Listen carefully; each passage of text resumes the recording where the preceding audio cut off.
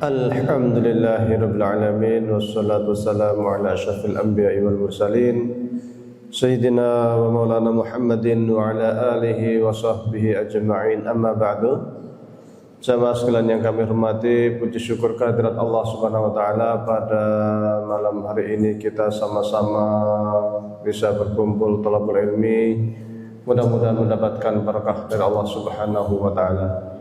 Salat dan salam semoga tetap tercurah untuk baginda Nabi Muhammad sallallahu alaihi wasallam. Yang pertama kami mohon maaf karena tadi ada tamu dari Purbalingga sudah mau jalan jam 5. Qadarullah bima sya'fal, ya. Kita punya rencana tapi ada tamu sehingga saya harus nemuin tamu dulu. Maka jadinya agak terlambat, ya. Nah, nanti mungkin isya-nya yang kita lambatkan, nggih. Ya. Jamaah sekalian yang kami hormati, waktu terakhir saya ngisi di sini masih ada ingat tentang apa? Oh, poyo. Ndak isih ono sing kelingan. Ya. Nek ora kelingan tak dilengge. Jadi waktu itu saya menyampaikan tentang sumber-sumber konflik, awal-awal konflik di dalam sejarah Islam. Nah, mulai ingat, sehingga muncul beberapa kelompok-kelompok, terutama setelah zaman Imam Ali, itu kemudian muncullah kelompok-kelompok politik. Awalnya ada Syiah, ada Khawarij dan sebagainya. Waktu itu terakhir penutup saya sampaikan, insya Allah kalau ada waktu kesempatan saya ngaji di sini, karena waktu itu ada yang nanya tentang Syiah, tak lanjutkan. Nah, kalau yang lupa dengan pembahasan yang tempo hari yang pernah saya ngisi di sini bisa dibuka di YouTube untuk ngulang. Nah, masih ada rekamannya. Sengaja saya buat rekaman biar kalau lupa bisa dibuka-buka kembali. Jamaah sekalian yang kami hormati, setelah kemarin ngaji dari sini saya keluar, ada yang tanya juga, Syiah itu muslim atau bukan? Kafir atau enggak? Ya. Kalau kita rujuk kepada sejarah perpecahan umat Islam, rujuk sedikit ke belakang, pada masa Ali bin Abi Thalib, tatkala Khalifah Utsman bin Affan terbunuh, kemudian Ali bin Abi Thalib dibaiat menjadi khalifah di Syam, kemudian Muawiyah bin Abi Sufyan itu menyusun kekuatan untuk kemudian berperang melawan Sayyidina Ali. Maka muncullah kelompok Ali itu yang kemudian disebut dengan kelompok Syiah, para pendukung Imam Ali. Syiah itu artinya pendukung, penolong, ya, itu namanya Syiah. Maka waktu itu yang terkenal adanya Syiah Ali dan Syiah Muawiyah, pendukung Sayyidina Ali dan pendukung Muawiyah. Jadi munculnya Syiah itu dari persoalan politik, dari persoalan antara Sayyidina Ali dengan Muawiyah. Kemudian terjadi tahkim, perdamaian, damai antara Muawiyah dan Sayyidina Ali, yang kemudian ada sebagian kelompok yang tidak setuju dari kelompoknya Sayyidina Ali, kemudian dia memisahkan diri dari Sayyidina Ali. Kelompok ini yang kemudian disebut dengan istilah Khawarij. Sementara pendukung Sayyidina Ali tetap namanya Syiah. Kira-kira kalau mendukung Sayyidina Ali, Muslim bukan? Muslim bukan? Muslim kan? Nah, itu simpelnya seperti itu, sesederhananya seperti itu. Maka para kelompok Syiah itu kemudian secara politik mereka mendukung Sayyidina Ali. Setelah Sayyidina Ali mereka berkeyakinan bahwasanya pemimpin kaum muslimin itu mestinya di tangan anaknya, yaitu Hasan. Karena menurut mereka bahwa kepemimpinan kaum muslimin itu harusnya ditunjuk berdasarkan ilham dari pemimpin sebelumnya dan warisan menurut mereka ya. Maka setelah Sayyidina Ali, kemudian Hasan, kemudian Husain, Ali Zainal Abidin, Imam Bakir, Ja'far Shadiq, Kasani dan sebagainya sampai kepada imam yang terakhir yang 12. Mereka meyakini ada 12 pemimpin setelah Imam Ali. Maka mereka inilah kemudian disebut dengan istilah Syiah 12 atau Syiah Ithna Syariah. Sementara bagi Ahlus Sunnah wal Jamaah, ya kita lah, itu berkeyakinan bahwasanya khalifah itu, pemimpin kaum muslimin itu tidak berdasarkan warisan, tetapi musyawarah. Abu Bakar musyawarah, Umar hasil musyawarah, Utsman hasil musyawarah, Ali bin Abi Thalib juga berdasarkan musyawarah. Maka bagi kelompok Ahlus Sunnah wal Jamaah, sepeninggal Imam Ali pun mestinya juga berdasarkan musyawarah. Maka sebenarnya Muawiyah bin Abi Sufyan ini kemudian mengangkat anaknya Yazid itu kurang sempurna karena tidak berdasarkan musyawarah tetapi warisan kerajaan anaknya, kan Yazid kan anaknya gitu. Sebenarnya agak mirip juga dengan kelompoknya Syiah ini yang mereka mengatakan setelah Ali itu mestinya anak-anaknya ini. Nah, mereka yang ada di Iran saat ini adalah kelompok Syiah 12. Syiah apa? 12 yang berkeyakinan bahwa setelah Imam Ali itu ada 12 pemimpin. Ada kelompok yang hanya membatasi pada 7 pemimpin sampai kepada Imam Zaid bin Ali. Amerika ini yang ada di Yaman, namanya Syiah Zaidiyah. Sebelumnya pernah saya sampaikan bahwasanya ada di dalam akidah itu ada hal yang wajib disepakati oleh seluruh kelompok Islam yang disebut dengan istilah usulul akidah. Kalau berbeda dalam usul maka kafir, yaitu rukun Islam dan rukun iman. Rukun Islam itu ya syahadat, sholat, puasa, zakat, haji. Ini harus berkeyakinan bahwasanya rukun Islam ini wajib. Kalau ada yang mengatakan sholat tidak wajib, kafir. Puasa tidak wajib, kafir. Sama dengan rukun iman, iman pada Allah, malaikat, pada Rasul, pada kitab, pada hari kiamat, pada qada dan qadar. Kalau satu saja dia tidak beriman, kafir. Ini namanya usul, prinsip dasar. Yang kedua cabang, furu'. Furu' itu ya terkait dengan cabang-cabang ilmu akidah. Terkait dengan apakah yadullah fawqa aydihim, tangan Allah itu maksudnya tangan atau maksudnya itu kekuasaan. Allah istiwa itu maksudnya itu Allah bersemayam ataukah maksudnya Allah berkuasa. Nah, ini namanya cabang akidah. Maka perbedaan dalam cabang ini tidak mengeluarkan orang dari kemusliman, dia tetap muslim. Syiah itu Qur'annya sama persis seperti Qur'annya Ahlus Sunnah wal Jamaah. Salatnya juga sama, kiblatnya sama, ya, sama semua. Tapi di dalam fikihnya ada sedikit perbedaan. Ya samalah antara Imam Syafi'i dan Hanafi dan Hambali dan Maliki juga ada perbedaan secara fikih. Tapi secara prinsip usuluddin tadi sama. Qur'annya sama, kiblatnya sama, sholatnya juga sama. Maka dilihat dari sini mereka itu muslim, ya. Mereka muslim. Maka ketika ada yang mengatakan kita dukung Iran atau dukung Israel, ya sudah pasti itu.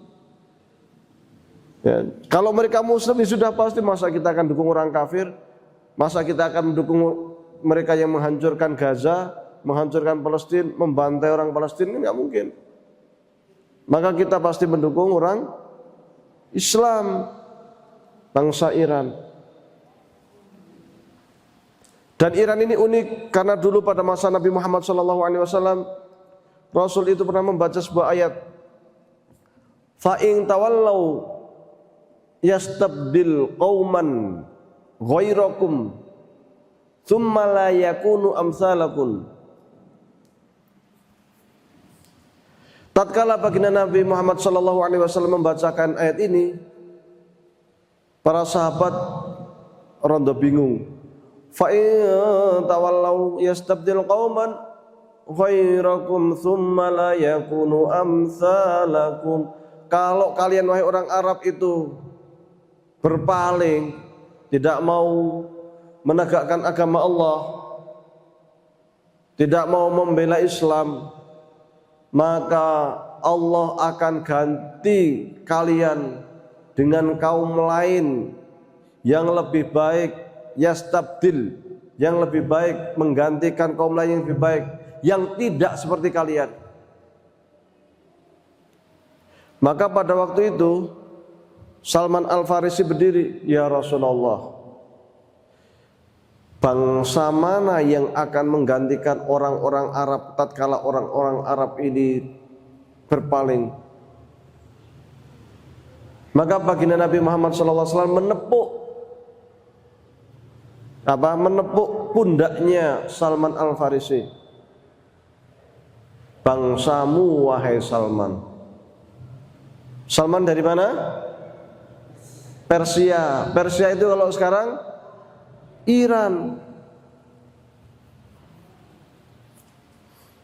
Maka agak unik ketika kita selaku ahlu sunnah wal jamaah yang sering aswaja dan sebagainya melihat konflik yang terjadi di Timur Tengah. Uniknya bagaimana? Imarat yang mengaku aswaja kan, tapi pangkalan militer Amerika ada di sana. Saudi, pangkalan militer Amerika ada di sana.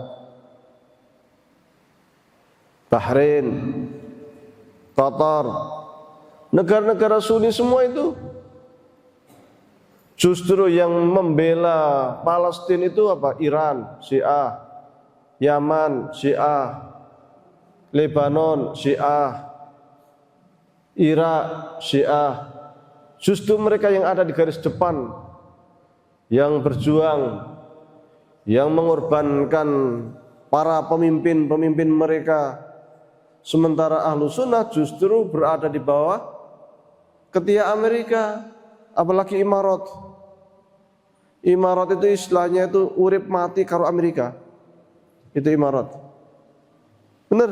Maka kalau saya kan selalu melihat nonton YouTube ya, dari Al Jazeera, dari Al Arabia, yang dari sumber langsung. Dulu Imarat itu semacam tangan kanannya Israel yang berada di Timur Tengah, yang non Yahudi istilahnya itu.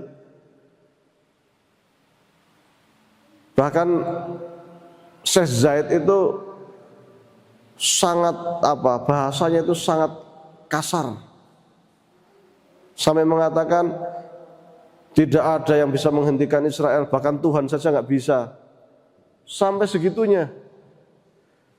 Makanya sampai orang Mesir itu para pengamat politik Mesir mengatakan begini, ini kamu wahai Syekh Zaid, kamu itu Muslim bukan sih? Sampai begitu, kamu itu Muslim bukan sih? Kok sampai mengatakan nggak ada yang bisa menghentikan Israel, sampai Tuhan aja nggak bisa. Tidak ada yang lebih nasionalis dari mereka, Tuhan aja nggak nasionalis. Berani mengatakan begitu sama Tuhan. Ngakunya ahlu sunnah. Yang lagi viral di Arab, ini lagi viral. Pernah dengar Syekh Masyar Rasyid? Yang Qur'annya luar biasa, ya, yang suka di setel ngajinya di Qur'annya di masjid-masjid. Dia orang Irak, buat lagu judulnya apa? Tabat antaya Iran, celaka wahai kamu Iran. Ini kan aneh lagi. Seorang qori, seorang imam yang sangat terkenal membuat lagu menghujat Iran. Ini kan aneh, ini logika kita kan nggak masuk begitu. Kenapa waktu Gaza dihabisi, ratusan ribu orang dihabisi, dia tidak pernah membuat lagu atau apa, tabat anta ya Israel, tabat anta ya Amerika. Tapi sekarang ketika terjadi perang antara Amerika, Israel dengan Iran, dia membuat lagu judulnya tabat anta ya Iran, celaka kamu wahai Iran. Kan aneh. Dan mereka ngakunya ahlu sunnah. Ya kita tidak menjelek-jelekan ahlu sunnah sebagai prinsip enggak, tapi melihat orang-orang yang kadang semangat tentang aswajanya, tetapi realitanya begitu. Justru kita dalam kondisi yang sangat lemah. Secara umum ya, Timur Tengah terutama, negara-negara Teluk terutama, lemah sekali. Maka ini mengagetkan. Ada di dalam surat Al-Jumu'ah. Dari dalam surat Al-Jumu'ah itu dikatakan wa akharina minhum lamma yalhaqu bihim wa huwal azizul hakim. Suatu kali itu akan ada wa akharin, ada bangsa lain yang dia itu akan mengikuti ajaran-ajaran Islam, akan mengikuti perintah-perintah agama. Maka ada sahabat yang bertanya, wa akharina minhum lamma yalhaqu bihim wa huwal azizul hakim. Wa akharin itu siapa? Bangsa mana yang dia itu akan membela Islam, yang dia itu akan mencari keimanan. Ada tafsir yang mengatakan yang akan mencari ilmu. Lagi-lagi yang ditepuk adalah Salman Al-Farisi. Jadi ada dua ayat, yang satu surat Al-Jumu'ah tadi itu wa akharina lamma yalhaqu bihim wa huwal azizul hakim, yang satu lagi wa in tawallaw yastabdil qauman ghairakum tsumma la yakunu amsalakum. Para ulama mengatakan dalam surat Al-Jumu'ah itu tafsirannya adalah bangsa Iran itu sekiranya ilmu itu ditaruh di cakrawala paling jauh, maka mereka yang akan mengambilnya, berusaha keras untuk mengambilnya. Maka dalam sejarah memang mereka ya cerdas-cerdas memang. Al-Khwarizm itu Iran, pakar matematik Islam. Imam siapa? Al-Ghazali juga Islam. Sekarang mengejutkan dunia Islam. Di saat dibom di embargo, tahu-tahu mengeluarkan senjata-senjata yang kalau orang Indonesia hanya bisa bengong ya. Ternyata canggihnya luar biasa, drone-dronenya luar biasa, roket-roketnya luar biasa. Amerika kelabakan. Pengamat politik Amerika hari ini di New York Times itu membuat analisa yang mengatakan Amerika itu sudah kalah dari semua sisi. Maka Trump waktu itu hari ini marah besar, dia bilang gitu. Karena pesawat yang anti radar, yang nggak bisa tembus radar, bisa dijatuhkan sama Iran. F-35, kan luar biasa sekali. Nah, kita perlu belajar dari mereka itu. Tapi ada hadis lain yang cukup sebenarnya agak deg-degan ya. Dulu baginda Nabi mengatakan begini, kelak di akhir zaman ya, kita akhir zaman ini, itu kaum muslimin akan berperang melawan Yahudi di tanah Palestina. Kemudian barang-barang yang ada di Palestina, pepohonan, bebatuan, semua akan mengatakan, ya Muslim, wahai Muslim, wahai Muslim, di belakang saya ada orang Yahudi. Maka bunuhlah kecuali pohon korkot, karena ia adalah pohonnya orang Yahudi. Waktu Rasul Shallallahu Alaihi Wasallam bersabda mengatakan demikian, akhir zaman kaum muslimin akan perang melawan Yahudi di tanah Palestina. Mungkin para sahabat belum terlalu kebayang. Kenapa?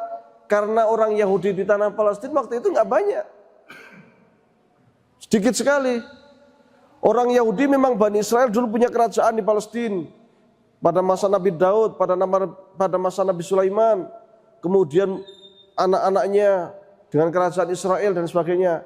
Tapi pada tahun 70 Masehi, bangsa Romawi ngobrak-abrik kerajaan Israel, bahkan mengusir orang-orang Yahudi keluar Palestina, termasuk Haikal Sulaiman dihabisi, dihilangkan. Sehingga sejak saat itu orang Yahudi terpencar-pencar ke seluruh dunia. Ada yang di Romawi, ada yang ke Madinah, ada yang ke Mekah, ada yang ke macam-macam, ke Yaman dan sebagainya. Maka pada waktu Rasul bersabda itu, mungkin sahabat juga nggak terlalu kebayang itu. Kok Yahudi, umat kaum muslimin akan perang melawan Yahudi di tanah Palestina? Loh, orang Yahudi kan nggak ada. Tapi ternyata pada tahun 1847 di Eropa sana, orang Yahudi kumpul untuk kemudian merumuskan keinginan membentuk negara di tanah Palestina. Dan itu menjadi cikal bakal gerakan yang disebut dengan istilah gerakan Zionis.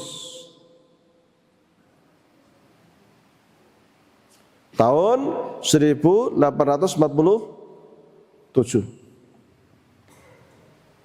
Maka sejak saat itu mereka masif melakukan lobby-lobby politik di berbagai negara-negara barat. Karena pada waktu itu negara barat mulai naik daun. Turki Utsmani turun, lemah secara ekonomi, secara politik lemah. Maka mereka terutama lobby ke Inggris untuk meminta tanah Palestina itu sebagai tanahnya orang-orang Yahudi. Inggris melobi Turki Utsmani karena Palestina waktu itu masih di bawah kerajaan Turki Utsmani supaya memberikan tanah Palestina itu kepada orang-orang Yahudi. Maka Sultan Abdul Hamid pada waktu itu mengatakan, andai pun kalian memberikan kami itu 2 gunung emas, niscaya takkan pernah kami berikan tanah Palestina kepada orang-orang Yahudi. Orang Yahudi itu membuat organisasi rahasia yang bernama Primasonry. Kayaknya di Indonesia ada itu, gerakan sosial ngakunya. Ada 2, satu Primasonry, satu apa itu? Ngakunya gerakan, Rotary itu apa itu namanya itu? Dua gerakan rahasia Yahudi ini. Itu masuk ke Turki Utsmani. Di antara yang masuk ke sana itu adalah Mustafa Kamal, salah seorang jenderalnya Turki Utsmani yang kemudian berkhianat, yang kemudian menggulingkan Turki Utsmani dan membubarkan Khilafah Islamiyah, menjadikan Turki Utsmani yang awalnya itu Khilafah Islamiyah berubah menjadi negara sekuler, nasional sekuler. Itu anak buahnya Yahudi juga itu, ngakunya Islam tapi sekuler, masuk dalam gerakan Primasonry, gerakan Zionis. Gerakan ini yang kemudian tahun 1908 membuat makar sehingga Sultan Abdul Hamid Sultan Turki Utsmani diturunkan, diganti dengan yang lain. Tahun 1914-1918 terjadi Perang Dunia I, Turki Utsmani kalah. Tahun 1917 pemerintah Inggris resmi mengeluarkan dokumen Balfour. Dokumen yang intinya itu mendukung orang-orang Yahudi untuk ngumpul di tanah Palestina. Karena pada waktu itu Palestina sudah berada di kekuasaan Inggris. Palestina sudah dijajah oleh Inggris. Turki Utsmani hanya ya sekedar simbol saja, tapi secara umum sudah dijajah oleh Inggris. Apalagi kemudian tahun 1924 Turki Utsmani runtuh, maka resmi Inggris yang menguasai Palestina. Maka terjadilah gelombang hijrah besar-besaran.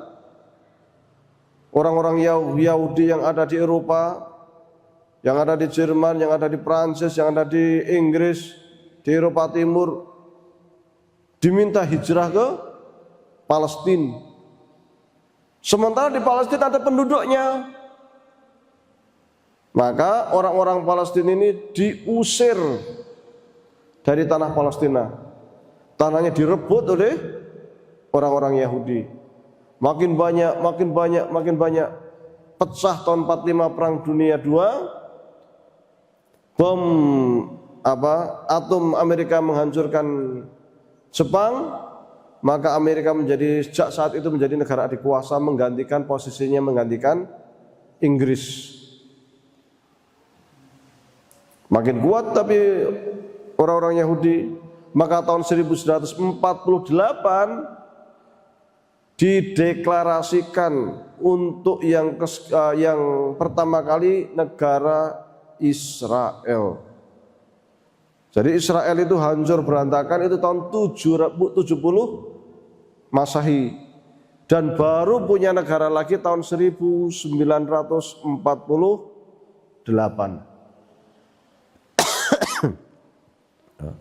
Maka ngumpul orang Yahudi di Palestina. Dari situ kita baru kepikiran, benar ini.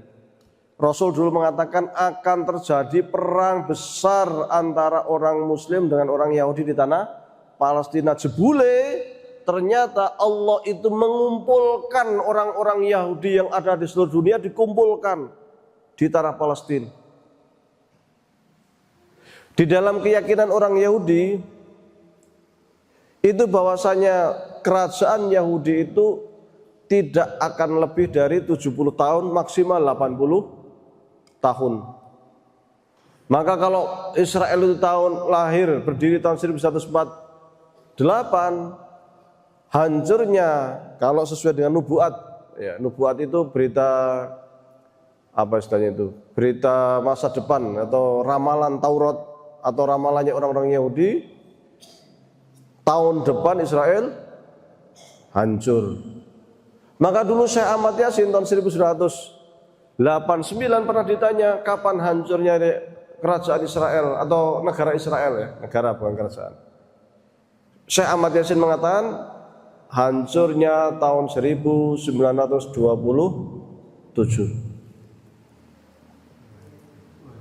2027, maaf. Benar. Karena lahirnya tahun 1948. Jadi 2027 Israel hancur. Ya, kalau kita bilangnya apa? Amin gitu kan. Ya. Tapi selama 70 tahun ini apa yang dilakukan? Atau 80 tahun apa yang dilakukan orang Yahudi? Di dalam surat Al-Isra itu di halaman pertama itu disebutkan wala ta'luwana ulwan kabira. Bahwasanya orang Yahudi ketika akan menguasai dunia itu maratain 2 kali. Yahudi akan menguasai dunia 2 kali. Dan tiap kali dia menguasai dunia, wala ta'luwana ulwan kabira, mereka itu akan bersikap sangat sombong. Dan mereka akan membuat kerusakan di muka bumi yang sangat luar biasa. Ini Yahudi 80 tahun Yahudi itu dunia rusaknya luar biasa. La tufsiduna fil ardi maratain, ya. Wala ta'luwana ulwan kabira. Kamu wahai orang Yahudi akan membuat kerusakan di muka bumi 2 kali dan sombongnya luar biasa. Kerusakannya sampai sini loh. Kalau sampai teretep istilahnya itu.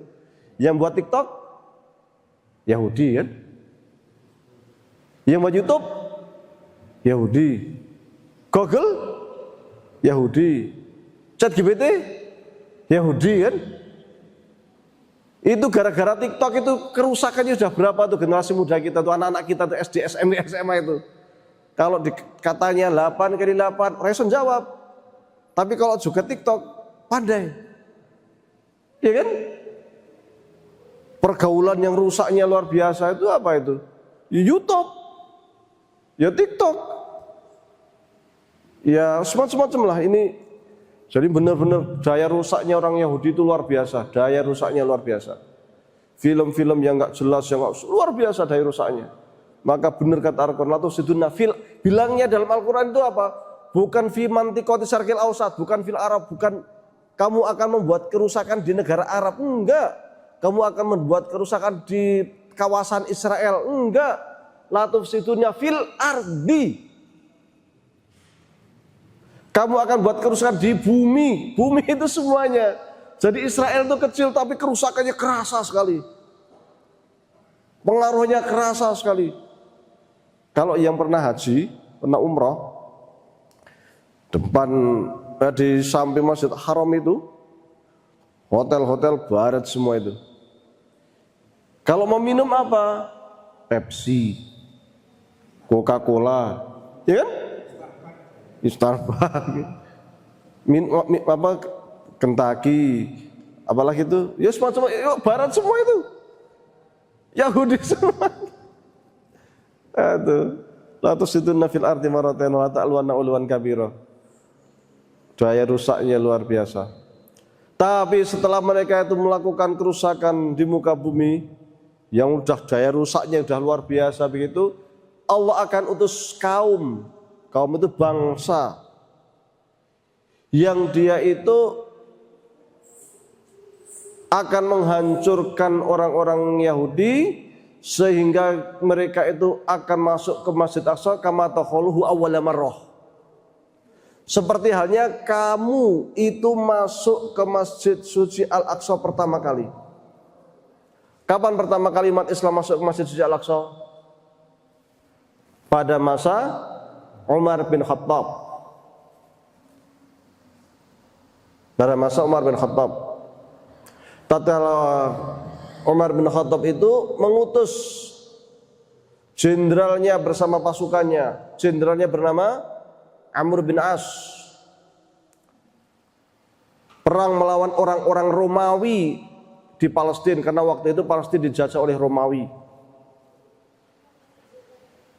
Di Palestina waktu itu agamanya Kristen kebanyakan, Kristen. Maka ketika Amr bin As masuk ke sana dan bisa mengalahkan tentara Romawi, dia meminta untuk masuk ke Masjid Suci Al-Aqsa. Kuncinya itu yang memegang pendeta. Pendeta ini mengatakan kunci ini tidak akan saya berikan kepada Amr bin As, jenderalnya kaum muslimin. Kenapa? Karena di Injil disebutkan bahwasanya yang memegang, yang akan masuk membuka kunci Masjid Aqsa itu orangnya nggak kayak dia. Sifat-sifatnya kok nggak seperti dia, nggak akan tak kasih. Maka Amr bin As kemudian mengirim surat ke Umar bin Khattab, Khalifatul Muslimin. Dikirim surat, ini kita sudah sampai Masjid Aqsa, kita mau masuk nggak boleh. Katanya yang di Injil tertulis kalau yang akan membuka Baitul Maqdis itu orangnya bukan seperti saya. Maka kemudian Umar bin Khattab berangkat berdua dengan pembantunya menuju Masjid Al-Aqsa, Masjid Palestina. Madinah Palestina sebulan ya perjalanan zaman dulu. Naik kuda. Gantian naik kudanya itu, kadang Umar. Kudanya cuma satu. Umar capek turun, gantian pembantunya naik. Capek turun, gantian, gonta-ganti terus. Sampai Masjid Suci Al-Aqsa, pas gilirannya pembantunya yang di atas yang nuntun Umar bin Khattab. Sampai situ baru tujuan, inilah Amirul Mukminin. Kaget, orang-orang kaget, loh, yang Amirul Mukminin kok malah yang nuntun, yang naik justru bukan Amirul Mukminin. Maka rohibnya itu, pendetanya itu mengatakan, orang ini yang tertulis di dalam Injil yang akan membuka Masjid Suci Al-Aqsa, saya kuncinya itu dikasihkan. Kemudian masjidnya belum dibersihkan. Kemudian mereka itu ditawari oleh pendetanya itu untuk sholat di gereja. Gereja namanya Gereja Al-Qiyamah. Saya pernah ke sana tahun 2011 ya. Gereja Al-Qiyamah. Ditawari oleh pendetanya, silakan kalau mau sholat di gereja aja dulu. Maka Umar bin Khattab menolak dengan mengatakan, kalau sekiranya saya ini sholat di gereja, saya khawatir nanti kaum muslimin akan mengatakan, ini masjid, dulu Umar bin Khattab sholat di sini. Saya khawatir nanti direbut oleh kaum muslimin. Maka kami biarkan kami sholat di pelataran gereja. Maka mereka baru sholat. Di situ kemudian mereka bisa masuk ke Masjid Suci Al-Aqsa kama dakhaluhu awwala marrah, sehingga mereka itu masuk ke Masjid Suci Al-Aqsa pertama kali kaum muslimin masuk ke Masjid Suci Al-Aqsa. Sejak saat itu kita belum lagi pernah zaman Salahuddin Al-Ayyubi, ya. Tapi di dalam ayat-ayat ini semua, di dalam sejarah Islam ini terkait dengan cerita kaum muslimin masuk ke sana, tetapi yang menguasai di sana adalah orang-orang Kristen, bukan orang-orang Yahudi. Karena kalau kita lihat di dalam surat Al-Isra itu dari atas sampai bawah itu bercerita tentang orang-orang Yahudi. Sehingga kemungkinan, nah ini para analis, para ulama orang-orang Arab yang sering saya ikutin di YouTube itu, mereka mengatakan yang paling mungkin, yang paling masuk akal surat Al-Isra itu ya zaman kita sekarang ini. Maka Ali Khamenei sebelum syahid, sebelum perang, bahkan jauh hari sebelum perang, itu pernah mengatakan begini, kita itu sudah sangat dekat sekali untuk masuk ke Masjid Suci Al-Aqsa. Kita sudah sangat dekat sekali. Tapi mungkin saya tidak akan mengalami, tapi kalian mungkin yang akan mengalaminya. Kata siapa? Ali Khamenei sebelum meletus perang, jauh sebelum meletus perang itu. Maka kalau ini benar-benar terjadi, ini kemudian disebut dengan istilah al-malhamah al-kubra. Apa itu al-malhamah al-kubra? Fitnah akhir zaman, ujian akhir zaman. Nah, kalau kaum muslimin perang melawan Yahudi terus menang, kan berarti kiamat cepat. Iya kan? Karena itu diantara tanda-tanda akhir zaman. Tapi memang sejak zaman Nabi sampai zaman sekarang ini yang namanya ciri-ciri akhir zaman, ciri-ciri kiamat itu memang sudah banyak sekali. Terutama zaman kita, itu udah banyak sekali ciri-ciri hari kiamat itu. Contoh, kalau Rasul dulu mengatakan iqtarabatis sa'atu wa syaqqal qamar, surat Al-Qamar. Ciri-ciri hari kiamat itu ketika bulan bisa terbelah. Karena Rasul waktu itu ada orang kafir mengatakan, wahai Muhammad, kalau kamu seorang nabi, kamu seorang rasul, coba belah bulan itu. Allah perintahkan kepada baginda Nabi, wahai Muhammad, tunjuk itu bulan. Ditunjuk, terbelah bulan. Benar-benar terbelah. Bukan halusinasi, bukan sihir, bukan sulap, bukan sihir. Asli. Maka orang kafir ini nggak percaya, paling sihir ini. Maka Rasul mengatakan, tunggu beberapa hari kemudian akan ada orang pedagang yang sekarang dalam perjalanan dari India. Silahkan nanti tanya ke orang itu di perjalanan apakah dia menyaksikan bulan terbelah. Ditunggu benar. Beberapa hari kemudian benar ada datang orang kafilah pedagang dari India. Ditanya, waktu malam apa sekian, jam sekian, sekian. Kamu menyaksikan sesuatu enggak? Ada sesuatu yang aneh enggak? Cerita, benar. Waktu itu saya di perjalanan melihat bulan terbelah. Berarti bukan sulap, bukan sihir. Asli bulan terbelah. Sehingga kalau informasi dari NASA itu di bulan itu ada semacam kawah, bukan kawah, lembah. Lembahnya itu merata begini, lurus, panjang. Sehingga para saintis mengatakan, para ahli astronomi, ini suatu zaman dulu, ini bulan ini kayaknya pernah terbelah ini. Kayaknya pernah ada peristiwa bulan ini terbelah. Soalnya ada tandanya begini, garis lurus, ada tanda, ada lempengan yang pecah, yang nyambung lagi. Ya, ini bukti. Ini tanda kalau kiamat sudah dekat. Tapi ada tanda lain yang di hadapan kita. Di antaranya apa? Ketika kata Rasul, ketika engkau melihat bahwasanya perzinahan sudah biasa. Nah, kalau sekarang perzinahan, banyak. Ketika khamar dianggap sudah biasa, maka siap-siaplah hari kiamat akan datang.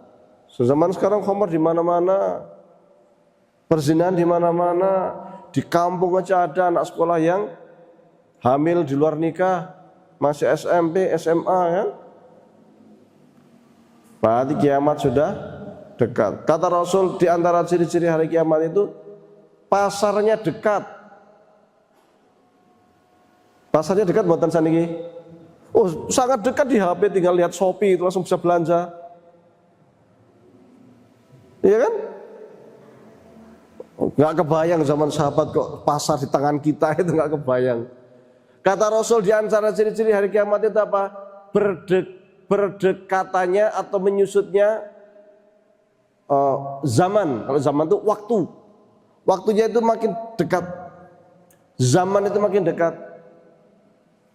Oh, sekarang ada peristiwa bom di Amerika, sedetik kemudian kita langsung tahu. Karena waktu itu sudah sangat cepat sekali. Di antara ciri-ciri hari kiamat kata Rasul, benda mati itu bisa bicara. Wahil pun TV, HP, apa. Sahabat mungkin gak kebayang, benda mati bisa bicara ya. Nggak iyo, kalau setahun itu gimana logikanya? Zaman sekarang kita lihat TV, zaman sekarang lihat YouTube, HP, apa semuanya benda mati semua ini. Ini dari kiamat semua itu. Di antara ciri-ciri hari kiamat, kata Rasul, suatu saat nanti, Dajjal, ketika Dajjal datang, Dajjal itu kan keliling. Tapi ada kota yang tidak bisa dimasukin Dajjal, yaitu Mekah dan Madinah. Waktu di Madinah, Dajjal itu putar sekeliling Madinah itu. Nggak bisa masuk. Sampai gerbang Madinah mau masuk nggak bisa. Tapi Dajjal mengatakan, hadza qasrul abyad, hadza masjidu Ahmad. Oh, itu ada istana putih. Itulah masjidnya Ahmad.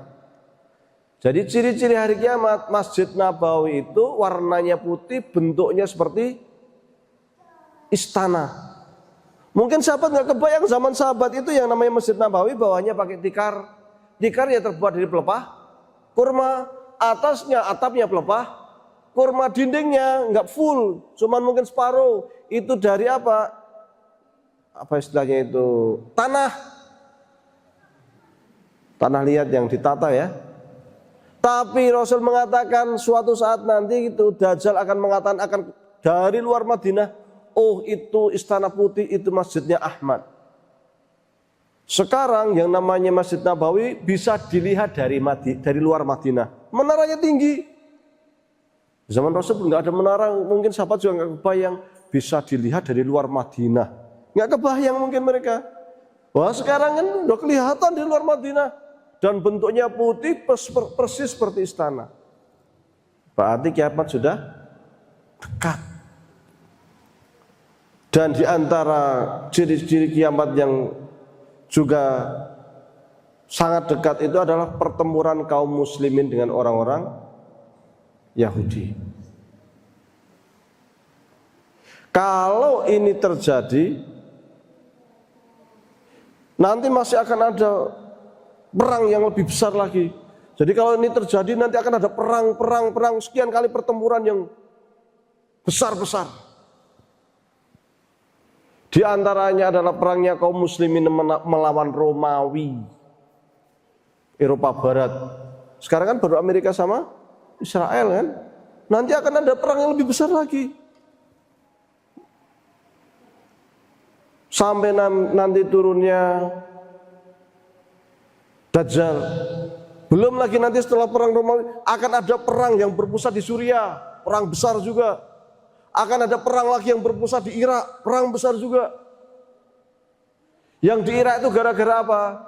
Sungai Efrat itu akan mulai menyusut. Dan tatkala semakin menyusut, tersingkap ternyata ada gunung emas. Tatkala tersingkap gunung emas, maka orang akan datang berebut berebut untuk mengambil emas. Maka dari 100 orang semua mengatakan, andai saja kayaknya saya yang akan selamat. Karena mereka berebutnya sambil perang. Dari 100 itu yang selamat cuma 1. Dan semua mengatakan, kayaknya kalau saya ikut berebut saya menang, saya akan dapat nih.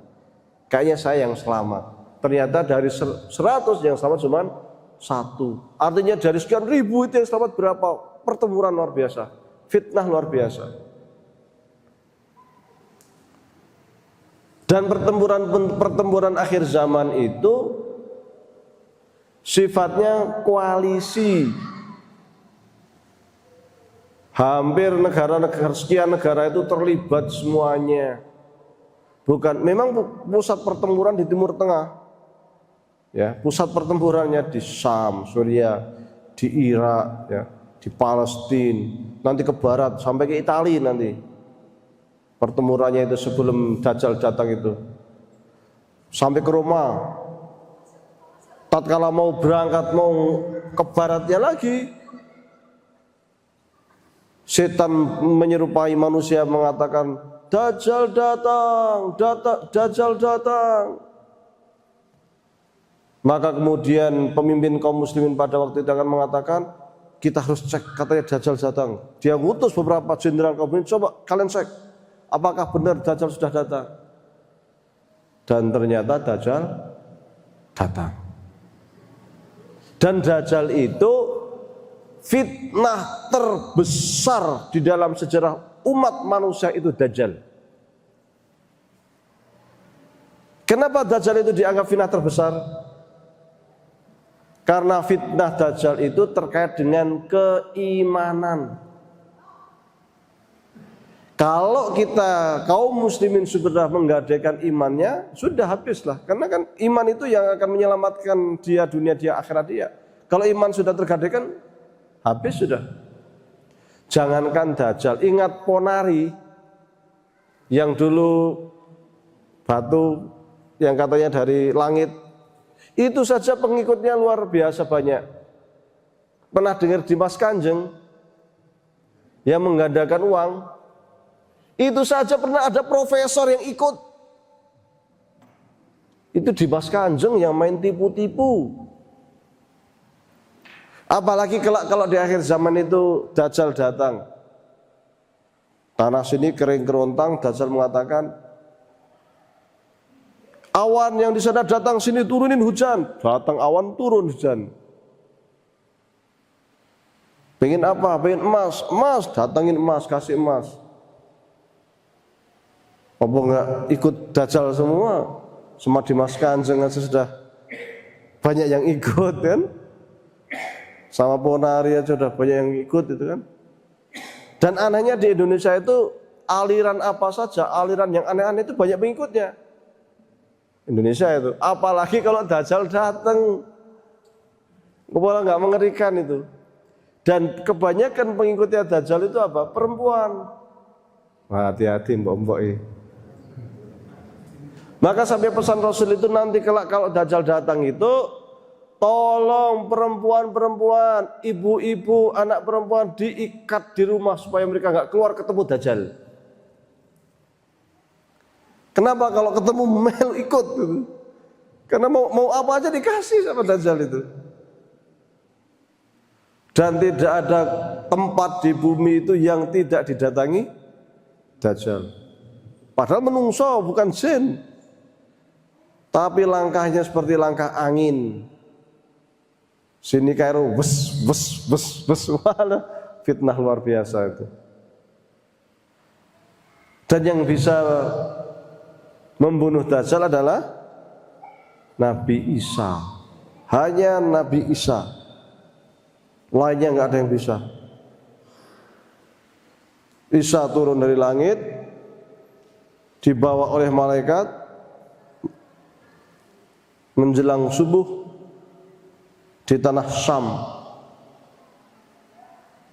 Maka orang tahu, oh Nabi Isa datang, Nabi Isa datang, Nabi Isa datang. Waktu itu kaum muslimin sudah dipimpin oleh Al-Mahdi. Maka Al-Mahdi mengatakan, wahai Nabi Allah, silakan menjadi imam sholat. Nabi Isa mengatakan silahkan Anda yang menjadi imam, maka Al-Mahdi yang menjadi imam, sementara Isa Al-Masih menjadi makmum. Karena beliau datang itu mengikuti apa yang dibawa oleh Nabi Muhammad. Baru setelah itu Nabi Isa kemudian memimpin kaum muslimin untuk berperang, membawa pasukannya itu menuju Baitul Maqdis sana melawan Dajjal. Itu nanti kalau ini ceritanya tak singkat-singkat ya. Saya cerita di masjid Pak Subuh di tempat saya itu udah berapa hari itu, nggak kelar-kelar ya. Ya, ini kalau Dajjal mati pun masih ada fitnah gede lagi. Ya'juj, Ma'juj, yang jumlahnya itu lebih banyak dari manusia yang ada di bumi, kayak semut.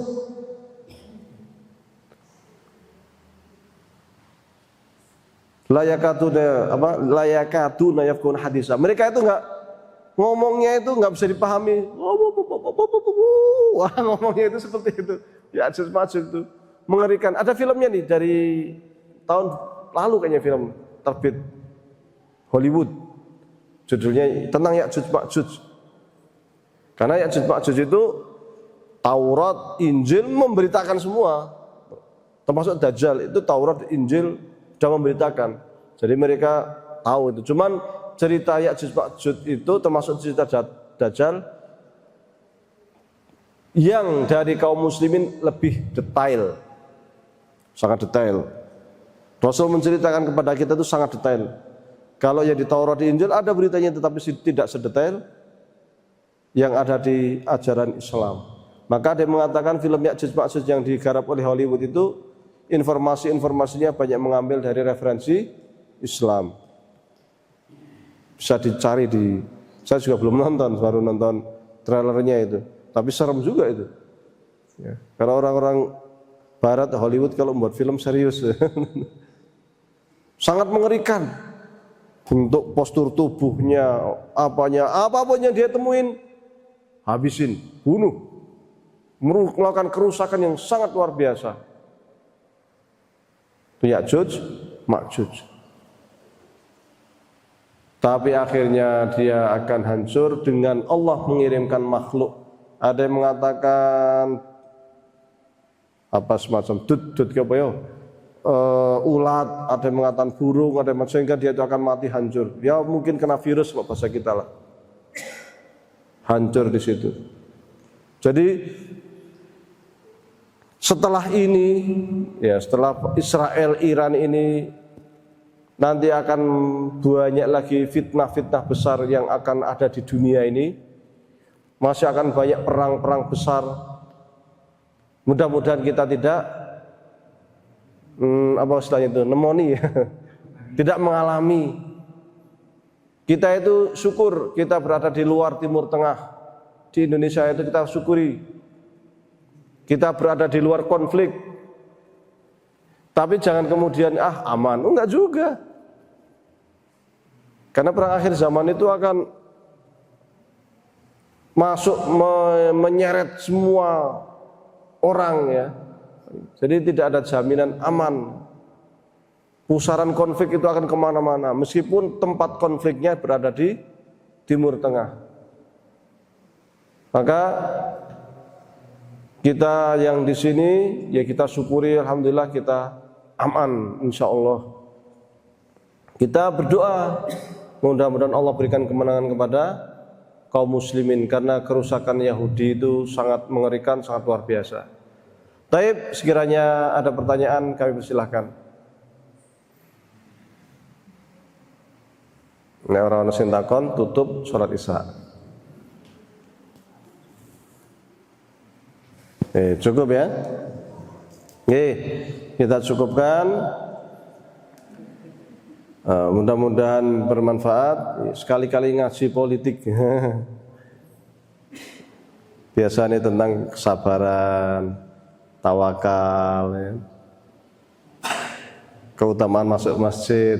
Sekali-kali kita belajar politik ya, karena Rasul juga berpolitik ya. Seorang nabi kan otomatis seorang kepala negara. sedikit-sedikit mudah-mudahan kita bisa paham ya dengan gejolak yang ada di dunia Islam saat ini. Dan tentu kita sebagai kaum muslimin selalu memberikan doa kita kepada kaum muslimin yang ada di belahan lain, di Palestina dan di negara-negara lain, di Yaman, di Iran, di Afghanistan dan sebagainya. Mudah-mudahan mereka diberikan kekuatan, ketabahan, dan para mujahid jalan Allah itu diberikan keteguhan dan kemenangan. Aqulu qouli hadza wa astaghfirullah li wa lakum. Wassalamualaikum warahmatullahi wabarakatuh.